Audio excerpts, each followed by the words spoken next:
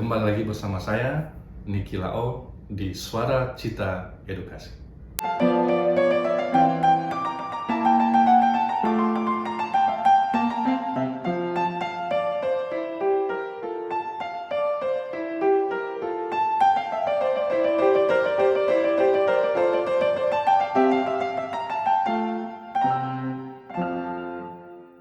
Selamat datang di Suara Cita Edukasi bersama saya Novanda Bulu.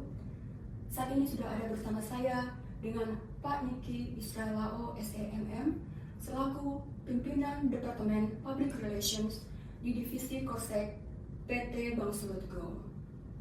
Selamat datang Pak. Terima kasih Bu Novanda. Terima kasih sudah menerima kami. Terima kasih kembali. Ini yang kedua kali ya Pak. Terima kasih Bu mau diajak interview lagi. Ya, bagi Anda yang belum menyaksikan video pertama Pak Niki yang sharing begitu banyak nilai-nilai yang bermanfaat untuk Anda bisa lihat di sini. Jangan lupa subscribe. Oke, Pak, sebelum saya lanjut, Ya. Saya ingin mengucapkan banyak selamat, terutama kepada Bank Sulut Go yang menerima penghargaan Best Regional Bank in Service Excellence dari Infobank dan Marketing Research Indonesia sebagai bentuk pengakuan atas konsistensi layanan prima yang terus dijaga selama bertahun-tahun. Dan juga yang kedua, saya ingin mengucapkan banyak selamat untuk Anda untuk promosi Anda sebagai Terima kasih. pimpinan Departemen PR di Divisi Korsek ya. Oke, baik Pak. Terkait dengan penghargaan yang diterima Bank Sulut, saya ingin membahas tentang hospitality.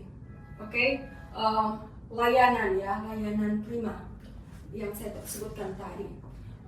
Pertanyaan pertama, bagaimana Anda mendefinisikan hospitality dalam konteks layanan perbankan dan sejauh mana nilai itu menjadi bagian dari strategi komunikasi publik Anda, Pak?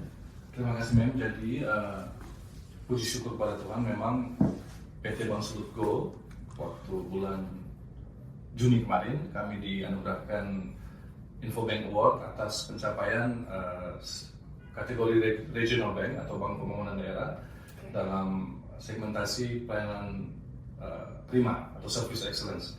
Nah, saya di sini sebagai juru bicara perusahaan hanya ingin menyampaikan bahwa prestasi ini adalah prestasi bagi mereka yang melayani nasabah di frontline kami. Jadi para rekan-rekan kerja kami yang ada di cabang, ada di bidang pelayanan, mereka lah yang pantas dan patut kita apresiasi karena pekerjaan mereka yang bisa membuahkan hasil sehingga kami dinilai, disurvei oleh MNI dapat mempertahankan kualitas layanan dengan prima, dengan baik. Dari tahun ke tahun kami bisa memperoleh award yang sama. Jadi apresiasi ini layak kita acungkan jempol bagi mereka yang ada di pelayanan nasabah. Kenapa ini penting Mem, dunia service atau dunia excellence di era saat ini? Dia sangat relevan karena satu-satunya hal yang tidak bisa ditiru oleh digital technology atau artificial intelligence yang pada saat ini mulai take over ya Mem, pelayanan. Contoh kita kan sekarang pelayanan kebanyakan sudah via handphone, sudah via gadget kita. Nah, yang satu hal yang tidak bisa artificial intelligence tiru adalah pelayanan atau mengikat seseorang secara emosional, ya kan? Nah, itu kita bisa peroleh dari pelayanan. Mengapa itu tetap relevan di saat ini? Kita harus bisa meraup nasabah atau mempertahankan nasabah kita dengan yang kita namakan kedekatan emosional. That's why hospitality atau pelayanan masih sangat-sangat relevan meski di era teknologi saat ini. Ya Pak, kedekatan emosional itu yang membawa customer tetap bertahan, betul, tetap setia, betul. Iya. Apakah di Bank Sulut Go ini ada pelatihan khusus atau pedoman komunikasi yang diterapkan untuk memastikan bahwa frontliner bank ini mencerminkan nilai-nilai hospitality yang konsisten? Ya, tiap tahun pasti ada. Jadi divisi yang kami sebut divisi operasional layanan, divisi OL, dan divisi human capital atau seringkali kita dengar sebagai SDM, secara rutin setiap tahun melakukan training yang kita sebut service excellence training. Kenapa ini tidak jemu-jemu dilakukannya itu karena kami anggap relevansi di dunia perbankan adalah pelayanan.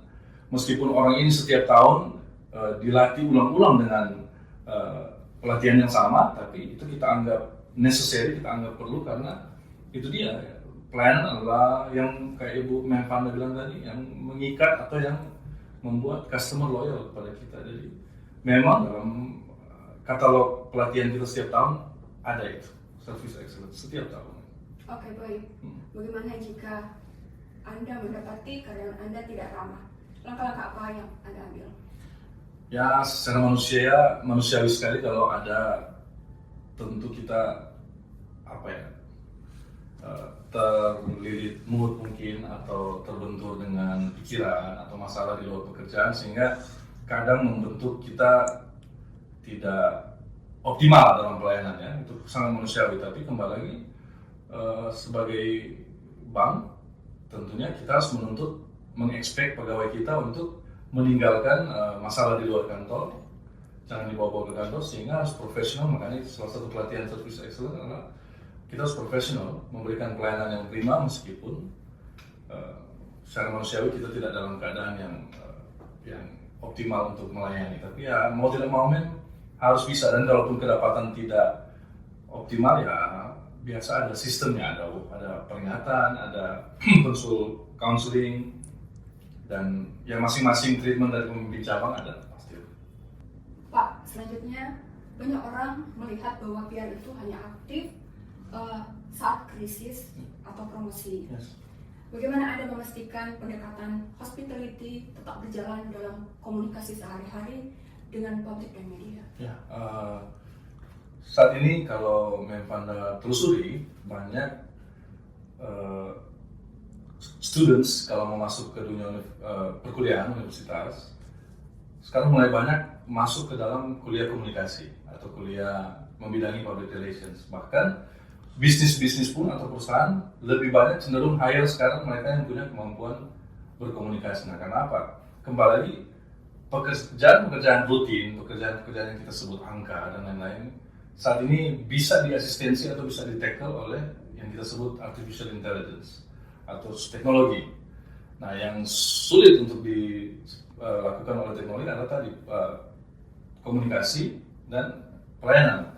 Sehingga mengapa PR sangat relevan saat ini? Karena komunikasi kami baik sehari-hari di era media sosial saat ini adalah kita menyampaikan pesan edukatif, menyampaikan pesan preventif, menyampaikan pesan yang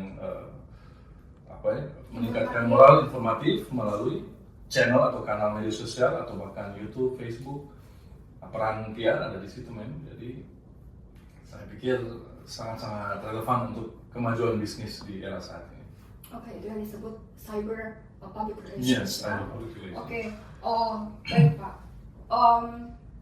Jika ada di media sosial Anda komentar negatif, bagaimana Anda menghandle-nya? Ya, kita tidak bisa menghindari yang namanya kita sebut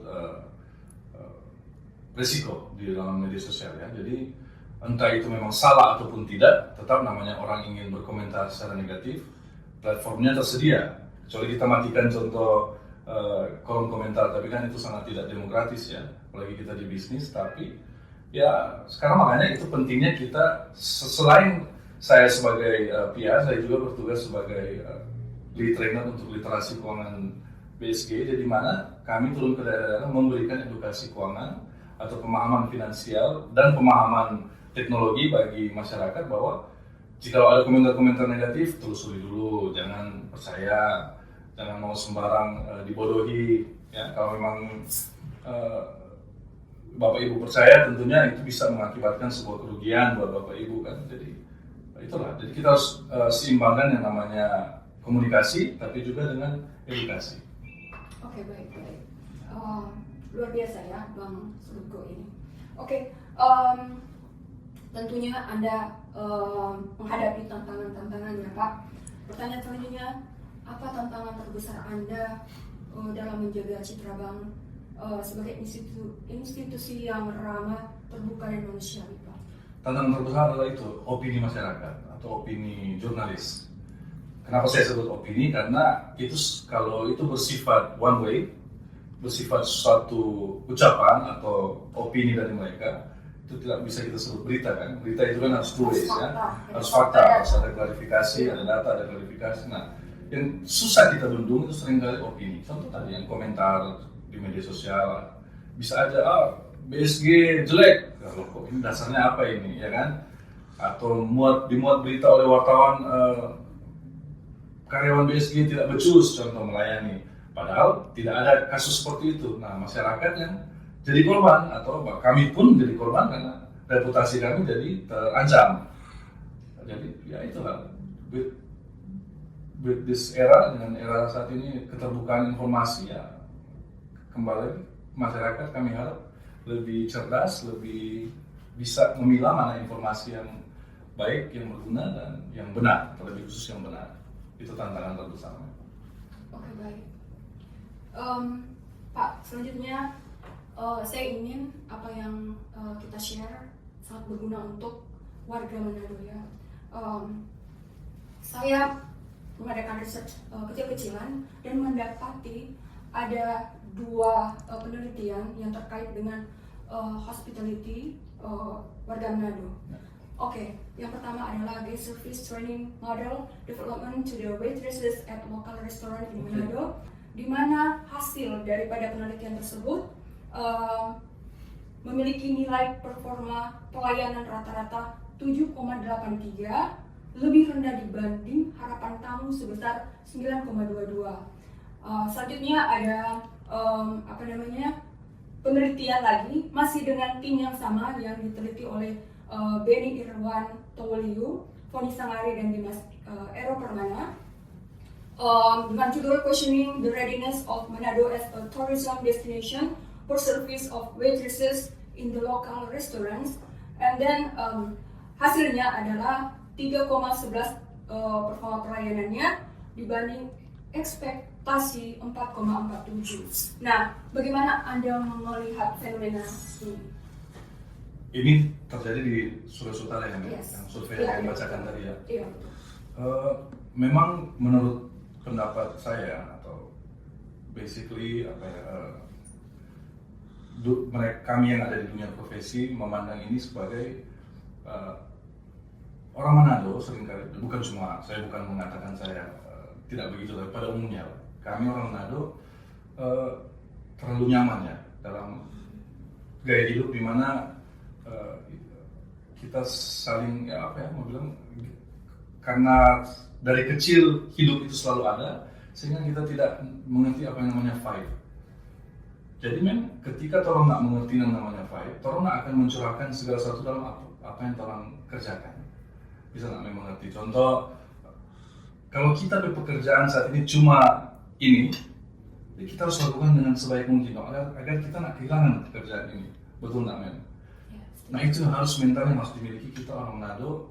Kami orang Manado adalah dimanapun orang bekerja, sadarlah, mau itu waitress restoran kah, mau itu tukang buka pintu di sebuah kafe contoh, layani sebaik mungkin, karena di luar sana banyak sekali orang ingin punya pekerjaan yang sama, ingin pendapatan. Kalau orang punya mindset seperti itu, orang nggak akan gengsi bekerja. Orang Manado terkenal gengsi ya. So karena gengsi orang mungkin melayani tidak setulus hati juga. Orang Manado terkenal baru kerja 2 hari, aduh so butuh healing. Orang Manado ini, ya kan, kerja baru 1 minggu so capek. Coba tanya orang tua dulu kalau orang kerja berapa lama baru dapat liburan. Jauh lebih berat dan jauh lebih lama dari orang. Orang so terlalu nyaman. Menurut kita, to spirit to fight, to be grateful that we have a job, to be grateful that we have an income, itu yang paling penting. Untuk membuat kita sadar kita harus do the best at anything. Kalau semua yang disurvei punya mentalitas yang sama, pasti surveinya akan seperti tadi. Menurut saya, saya bersyukur bisa ada sini, kita akan layani pekerjaan, akan melakukan tapi loyal pada direksi, pada perusahaan semaksimal mungkin. Karena kita tahu nggak semua punya peluang yang sama seperti saya, kurang lebih begitu. Oke, baik. Apa yang dikatakan Pak Niki ini hampir sama dengan yang dikatakan Raymond Chin. Beliau adalah public intellectual. Beliau mengatakan bahwa di zaman digitalisasi saat ini ada satu ilmu yang penting, Pak. yaitu ilmu bagaimana manusia menjadi lebih manusia, Ya. yang care, Yes. punya empati. Betul sekali. Dan kita tahu bahwa care dan empati itu kan artinya bagi kita kota yang dikatakan 1000 gereja, artinya Ya, itu ya. sudah menjadi bagian dari kita. Ya, harusnya jadi cerminan karakter kita ya. Iya, iya Pak. Jadi apa yang Pak Niki bilang tadi juga, melakukan hal-hal kecil dengan segenap hati. Bersyukur. Bagaimana kita melakukan untuk Tuhan. Ya. Maksudnya kalau kita mempraktekkan hal itu, harusnya Manado itu adalah kota yang paling teramat. Iya, betul. Harusnya kan? Kalau mau pikir ya. Iya, harusnya kan seperti itu. Dengan melakukan hal-hal kecil seperti itu, maka Manado ini ekonominya boleh ada pertumbuhan dan semua warga boleh sejahtera. Hanya dengan melakukan pelayanan ramah kepada orang lain. Oke, baik Pak. Pak, saya tertarik dengan golf yang selalu saya lihat di media sosial Anda, ya, Pak. Iya.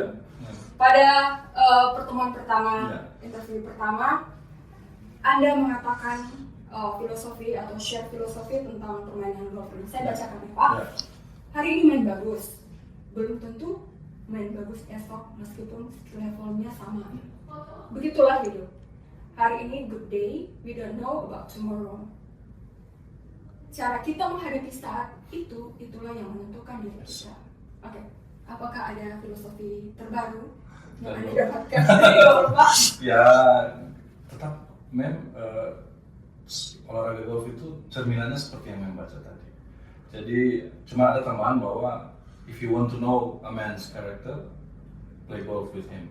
Ya kan? Boleh jabarkan? Jadi berdasarkan apa yang membaca tadi atau apa yang saya sampaikan lalu, karakter kita sesungguhnya akan kelihatan di lapangan golf karena kita akan berhubungan dengan yang namanya frustrasi, berhubungan dengan yang namanya panas, berhubungan dengan yang namanya lihat orang lain lebih baik gimana dengan diri saya. Pokoknya banyak faktor yang sama, yang sinonim dengan kehidupan. Tapi bagaimana orang stoik, ya memang bagaimana orang harus tenang dalam situasi seperti itu sehingga akan the tide will turn, akan ada momen di mana momentum akan kembali menjadi milik saya. Di situ karakter kita sesungguhnya kelihatan. Ada banyak memang akan temukan golfer yang emosional, yang pukulnya salah langsung maki-maki, ya kan kelihatan karakternya berarti under pressure susah. Tapi ada yang mungkin dia main jelek sekali. Selama ini kan 18 holes ya men. Contoh dia main jelek 10 hole pertama dia jelek. Tapi memang lihat, ih kok tenang sekali ya dia. Jangan kaget kalau di hole 11 dan seterusnya dia tiba-tiba bisa turn the tide dan momentum towards him dan dia yang menang pada akhirnya. Di situ karakter kita sesungguhnya kelihatan di olahraga itu. Oke, baik Pak. Terakhir Pak, Ya. Di media sosial saya selalu melihat Anda share tentang ibu atau mama Anda. Orang tua ya. Ya, orang tua, apa arti ibu dan bagaimana peran ibu terhadap Anda Baik. dan karir Anda? Bagi saya dan adik saya, kami berdua udah kehilangan papa sejak masih saya kuliah. Baru masuk kerja, sedangkan adik saya masih kuliah. Nah, ibu kami yang mampu menuntun lah, membesarkan kami meskipun usia juga sudah terlalu anak-anak sih kami berdua, tapi minimal dari dulu kedekatan emosional kami berdua bersama ibu kami sangat dekat dan ya itu dia memperhatikan dan care terhadap semua aspek kehidupan kami berdua sehingga bisa dikategorikan saya dan adik saya puji Tuhan dalam karir cukup baik, jadi nggak pernah terlilit masalah-masalah yang fraud atau hal-hal yang sangat negatif. Kalau gagal dalam kerjaan atau apa itu hal yang normal ya men, tapi hal-hal yang bersifat kejahatan atau apa kami sangat jauh dari itu karena dibesarkan mungkin dengan standar moral yang tinggi karena ibu juga dulu adalah guru, ibu adalah pensiunan guru, jadi membesarkan kami sebagaimana beliau selalu berkata ini memang selalu berusaha agar perasaan dan logika kalian itu seimbang, itu tidak akan pernah kami lupa. Jadi manusia yang punya keseimbangan antara logika dan perasaan. Saya tidak akan pernah lupa dari ibu saya. Oke, baik Pak. Pak Niki, terima kasih. Terima kasih, Men.